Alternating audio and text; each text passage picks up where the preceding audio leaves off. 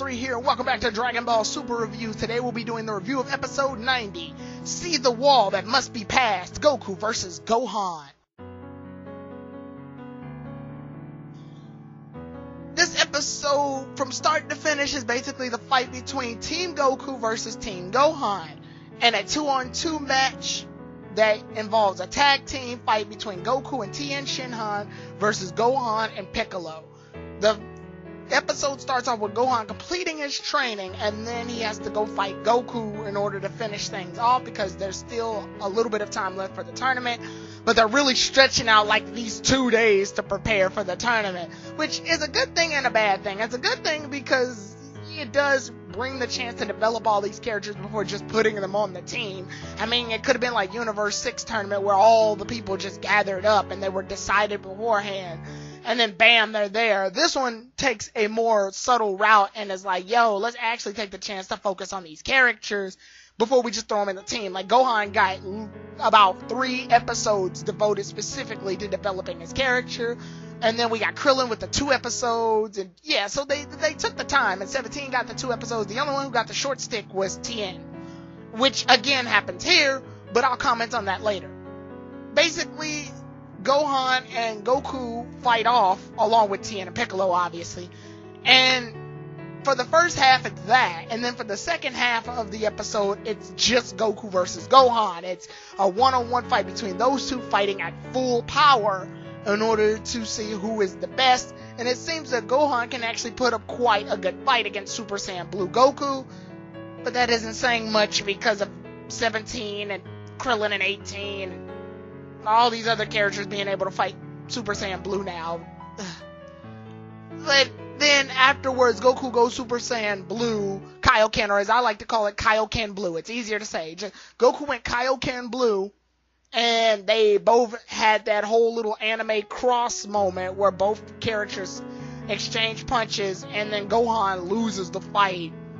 But he did stand a pretty good chance. So afterwards, Goku appoints Gohan the leader of Team Universe 7, which I think is a pretty cool choice. Gohan has a lot of smarts. He's very intelligent, so he's able to work as a team. Although I personally would have thought that Master Roshi or Piccolo would have made for better team leaders because they've been doing fighting strategies for a long time. But hey, if it's Gohan, it's Gohan. I guess this is a chance. And part of me feels that this is pandering to the fans a little bit. Oh, we want Gohan back. We want Gohan back. It's fine. We'll make him the leader of this team so we can give him ultimate focus. But in reality, Goku's the leader. So that's how I felt that went. But hey, if you're going to take that route, take that route. One thing about Dragon Ball Super that I've learned is to not trip off the little things, because rest assured, Super can do some big things that'll piss me off, which I will comment on in future reviews. But there's some things that Super can do that can make me more agitated that I can focus on rather than little things like this. If Gohan's going to be the leader, that's fine. Personally, I think the development between Gohan is very weird because they tried to make Gohan the main character one time at the start of the Buu Saga, but everybody was pissed that Goku wasn't there, so they brought Goku back. And now everybody's pissed that Gohan is not the main character, so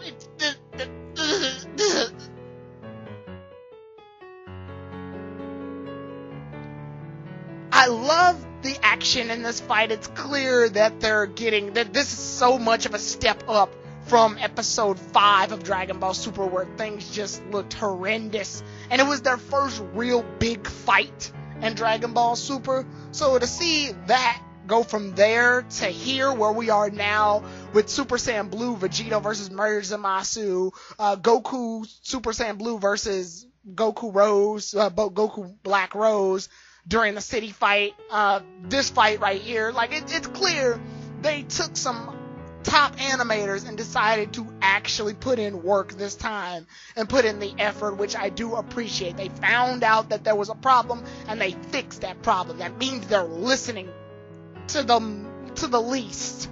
They're listening when it comes to choreography of fighting. Is it the best? I have my thoughts and comments that I'll display in future discussion videos, But as of now, this was definitely a good action-packed episode. It didn't waste any time on filler. It didn't waste any time on having characters do pointless things on the side. It was strictly Goku versus Gohan the whole way through.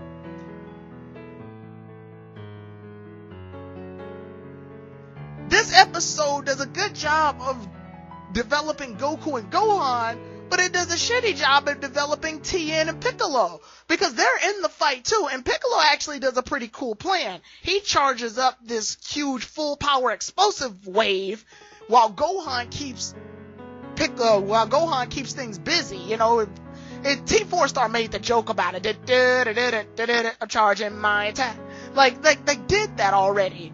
And that's basically the plan that happened here, except Gohan was good at it. He was somehow able to fight off Goku and Tien Shenhai. But here's where we run into that con. Why is Tien being treated like such a bitch in this episode? I'm sorry. Tien has trained for so long consistently, and Tien himself isn't the strongest fighter. In fact, I know out of all the 4 fighters that were fighting in this fight right now, Tien is the weakest. And I have no quarrel against the scaling, no matter how terrible Super is at scaling. However, Krillin had already proved that you can use trickery in order to fool your opponents and do certain moves. And he displayed that using the Solar Flare times 100, which is a move. The Solar Flare originated from Tien, by the way. So, and yes, I know the Solar Flare can't really be used at night. I got that part. But I'm sure Tien could have used the multi-form technique, the Tri-Beam. He could have utilized that better. He tried to use it against Gohan and Piccolo and failed both times. But that just questions how good of a team player is Goku. Now you're probably thinking, well, Goku's not that good of a team player. Piccolo and Goku worked together literally at the start of Dragon Ball Z. So why did Goku act so crappy here? Like, why was he such a crappy team player here? There was no combos.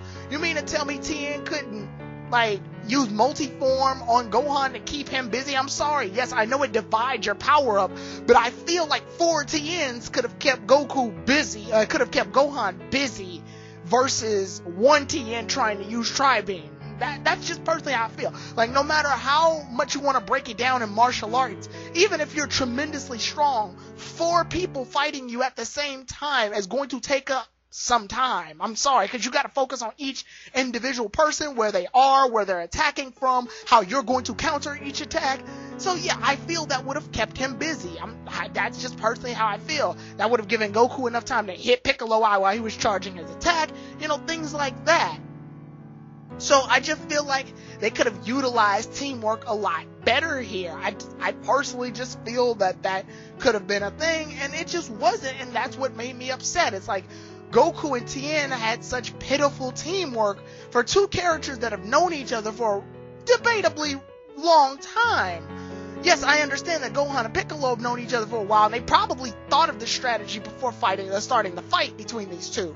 But this was just sad. Like, you might as well have not even had Tien there, which is how sad it was. Like, I don't think Tien really did anything, and that really makes me upset. It was really one-sided. And it's just like Tien already had crappy development in the episode prior. So what you've done essentially is that you've made Tien's development the most crappiest out of all the Universe 7 characters. And the only reason I'm making a big deal about this is because this is Tien. The same Tien that fought Semi-Perfect Cell and kept him busy. The same Tien that fought off against Super Buu at Buu-Tank's Absorbed.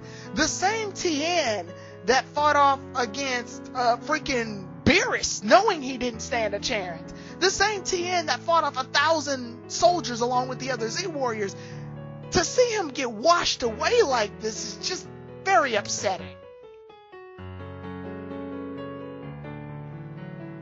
In conclusion, this episode was really action-packed. It gave Gohan some nice closure in terms of how they're going to make him. Hell, if they're going to turn him back into a fighter, if they're going to shove him back into the fighting game, at least they took the time to focus 3 episodes on it. One time at the exhibition match, the other time when he was training with Piccolo, and then here. So at least they took the time to develop it. I'm not saying this episode was bad at all, because I do congratulate the fact that they took the time to develop Gohan's character. At least, like I said, if you're going to force him to fight, I can't think of a better way than to do this, to take the time to develop him rather than just thrust him back into battle.